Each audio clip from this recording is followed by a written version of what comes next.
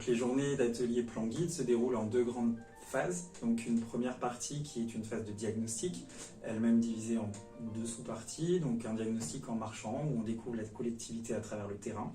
Et puis une seconde phase où on rentre en atelier et on pose sur des fonds de plan tout ce qu'on a pu repérer justement sur le terrain et en les classifiant en atouts, faiblesses et opportunités.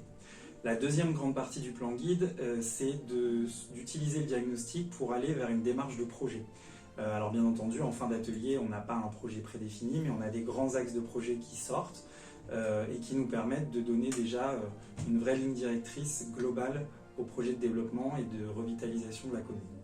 Les ateliers dirigés par le CAUE, comme je le disais, ils visent à vraiment donner à la collectivité une ligne directrice pour son projet de revitalisation. On se base pour ça sur l'intelligence collective, puisque en fait, dans les ateliers, vous avez à la fois des usagers du territoire, c'est-à-dire les habitants, les commerçants, les élus, mais qui vont discuter aussi avec des porteurs de politiques territoriales, à savoir les services de l'État, du département, et autres experts qui viennent apporter justement un regard extérieur.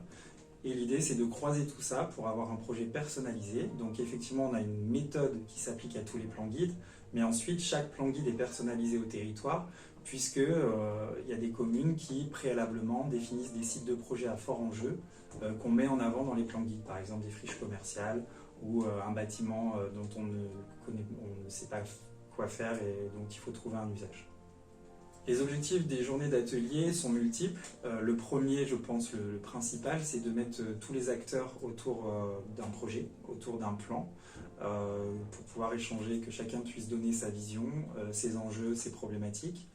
Le second, c'est de pouvoir arriver à définir une feuille de route personnalisée pour chaque commune à travers une méthodologie commune, mais en fait, par la personnalisation du plan guide, d'avoir quelque chose qui soit vraiment ancré sur le territoire.